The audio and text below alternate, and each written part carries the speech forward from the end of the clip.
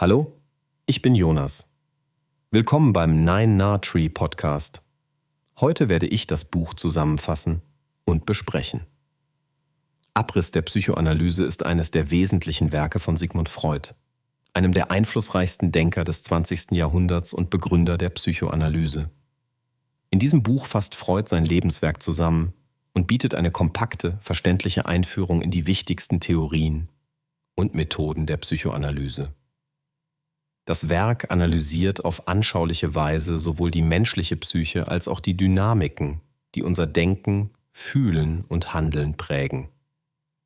Durch die Auseinandersetzung mit unbewussten Prozessen, dem Aufbau der Persönlichkeit und verschiedenen psychischen Mechanismen liefert Freud einen tiefgreifenden Einblick in die Komplexität des menschlichen Geistes. Der Abriss ist ideal für Einsteiger, Studierende oder Interessierte, die das Fundament der Psychoanalyse verstehen möchten.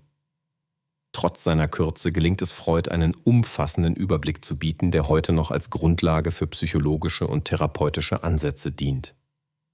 Der nüchterne und systematische Stil macht das Werk besonders zugänglich, ohne dass grundlegende Inhalte verloren gehen. Das Buch ist deshalb eine lohnende Lektüre für alle, die mehr über menschliches Verhalten und innere Konflikte erfahren möchten. Ich werde Ihnen die wichtigsten Erkenntnisse aus diesem Buch mitteilen. Erstens. Das Unbewusste und seine Bedeutung. Ein zentrales Thema im Buch ist Freuds Konzept des Unbewussten. Freud erklärt, dass große Teile unseres psychischen Lebens außerhalb unseres bewussten Wahrnehmungsbereichs ablaufen. Er beschreibt, wie verdrängte Wünsche, Ängste oder traumatische Erfahrungen im Unbewussten gespeichert werden und dennoch unser Verhalten beeinflussen. Die Psychoanalyse entwickelt Methoden wie die Traumdeutung oder freie Assoziation, um Zugang zu diesen verborgenen Inhalten zu erhalten. Freud zeigt auf, wie oft scheinbar irrationale Symptome und Störungen ihre Wurzeln im Unbewussten haben und wie wichtig es ist, diese Prozesse zu erkennen und zu verstehen. Zweitens. Die Struktur der Persönlichkeit. Es, Ich und Über-Ich. Freud führt die berühmten Persönlichkeitsinstanzen Es, Ich und Über-Ich ein. Das Es steht für die unbewussten Triebe und Bedürfnisse, das Ich vermittelt zwischen den Wünschen des Es und den Anforderungen der Realität. Das Über-Ich repräsentiert die internalisierten moralischen Normen und Werte. Freud beschreibt die ständige Dynamik und den Konflikt zwischen diesen Instanzen, die unser Denken, Fühlen und Handeln beeinflussen. Er erläutert, wie seelische Gesundheit von einem ausgewogenen Zusammenspiel zwischen den drei Instanzen abhängt, während Fehlentwicklungen zu Neurosen oder inneren Konflikten führen können. Drittens. Psychosexuelle Entwicklung und ihre Phasen. Ein weiteres zentrales Thema ist die psychosexuelle Entwicklung. Freud beschreibt verschiedene Phasen: orale, anale, phallische, Latenz- und genitale Phase, die jedes Individuum während seiner Kindheit durchläuft. Jede Phase ist durch spezifische Konflikte und Aufgaben gekennzeichnet. Freud betont, wie wichtig eine gesunde Bewältigung dieser Entwicklungsschritte ist, denn ungelöste Konflikte können zu Störungen oder Fixierungen im Erwachsenenalter führen. Diese Theorie erklärt, wie frühkindliche Erfahrungen unser späteres Verhalten und unsere Persönlichkeitsstruktur formen. Viertens. Abwehrmechanismen und ihre Rolle im Alltag. Das Buch beleuchtet ausführlich die von Freud beschriebenen Abwehrmechanismen.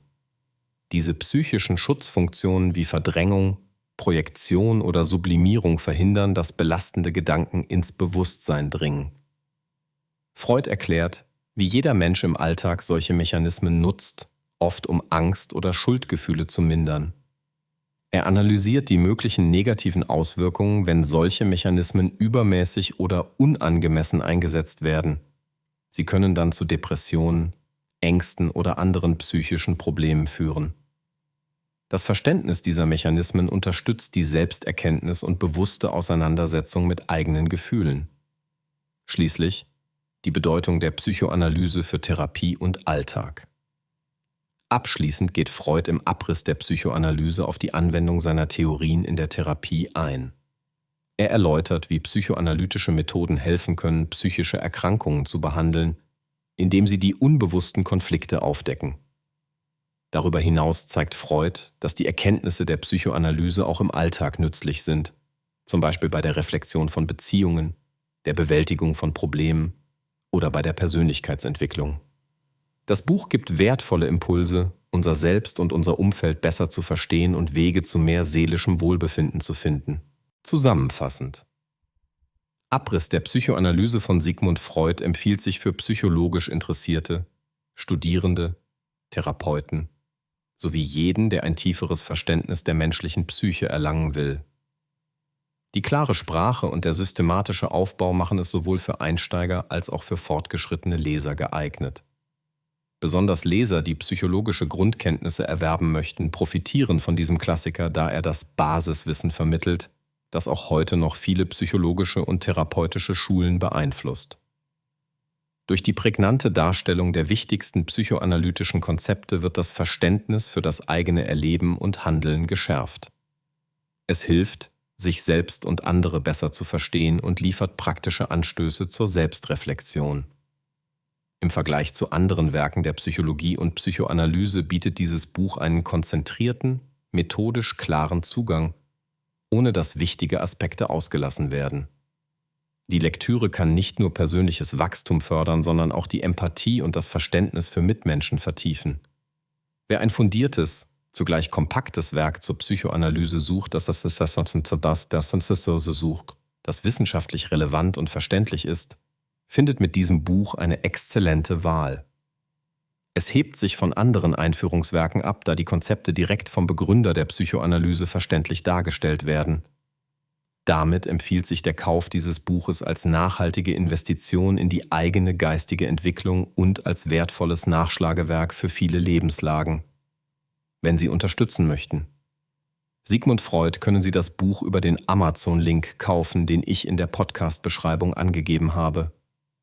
Lassen Sie mich nach dem Lesen des Buches wissen, was Sie davon halten, und teilen Sie Ihre Gedanken mit. Bis bald.